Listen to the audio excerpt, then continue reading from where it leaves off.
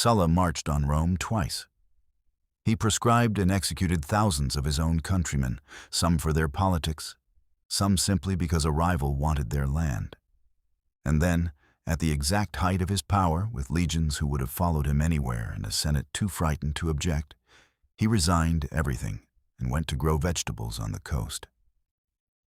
Historians call this restraint. It was not restraint. It was something colder, and understanding what it actually was matters more than the history lesson. By the end of this video, you will understand the mind that could walk away from absolute power, and the one practical skill hidden inside it that almost nobody successfully trains. If you find this channel interesting, hit subscribe. Let's get into it. Every dictator who came after Sulla, Caesar included, studied what he did and somehow still failed to copy the one part that mattered. They copied the ruthlessness. They copied the willingness to march on their own capital.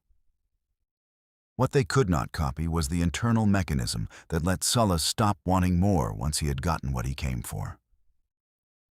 That is the part worth sitting with, because it is genuinely strange. Every person who has ever accumulated real power has done so by wanting it badly enough to take enormous risks to get it. That hunger does not simply switch off once the goal is achieved. For almost everyone in history who has reached the top of anything, the wanting continues past the point where it makes any rational sense, because the wanting was never actually about the specific goal. It was about a feeling of momentum, of being the person who is still ascending. Stopping means becoming, for the first time in years, a person who is no longer moving. And for men who have built their entire identity around ascension, that stillness feels like a kind of death long before an actual assassin ever shows up. Sulla did not have that problem, or if he did, he solved it in a way almost nobody else manages. Here's the first practical thing worth taking from that, and it is not obvious. Before you start pursuing any position of power, whether that is a promotion, a business, a following, decide in advance, on paper, what specifically constitutes finishing. Not a vague sense of enough, an actual concrete marker. Sulla's marker was clear even if he never wrote it down. Reshape Rome's constitution to protect the aristocratic order he believed in, then leave. Most people never define this, which means the goalpost quietly moves every time they approach it. And they discover only in hindsight, usually surrounded by the wreckage of having stayed too long, that there was never actually a finish line, only an appetite that renamed itself as ambition.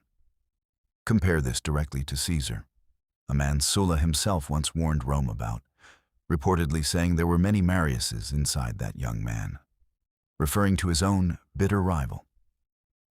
Caesar kept accumulating titles, honors, and power years past the point where any rational assessment would have called it sufficient, and built no exit for himself. Sulla built the exit before he built the ambition.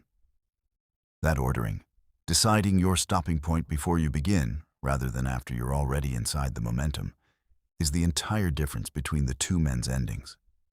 Here is the second thing, and it is harder to hear. Sulla's peers largely viewed his retirement as bizarre, even reckless, since dictators who relinquished power historically got hunted by the people they had wronged. It did not happen to him, and that is not because he got lucky. It is because the same coldness that let him order thousands of executions without visible hesitation is the same coldness that let him assess his own position with total honesty, free of the emotional attachment to power that destroys almost everyone else's judgment at the exact moment they need it most. The frightening implication is that ruthlessness toward others and honesty with yourself may not be opposites. They may come from the same source, a willingness to see things exactly as they are, instead of as you wish them to be, whether that thing is an enemy's usefulness or your own diminishing returns. In practice, this means the ability to walk away from something that is working, a job, a relationship, a strategy, before it turns on you, requires a kind of self-honesty most people spend their entire lives avoiding.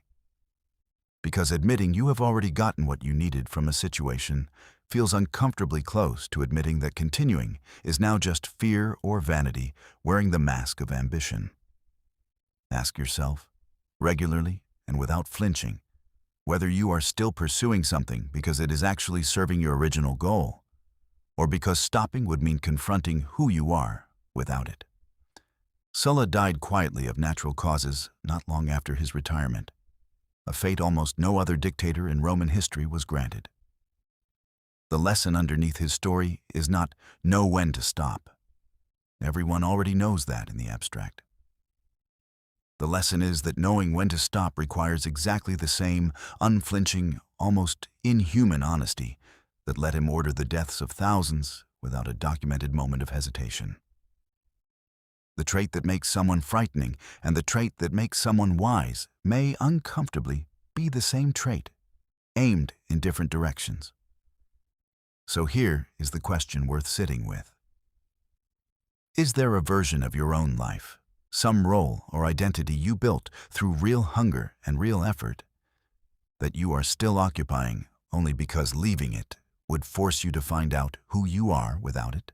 Let me know what you think in the comments.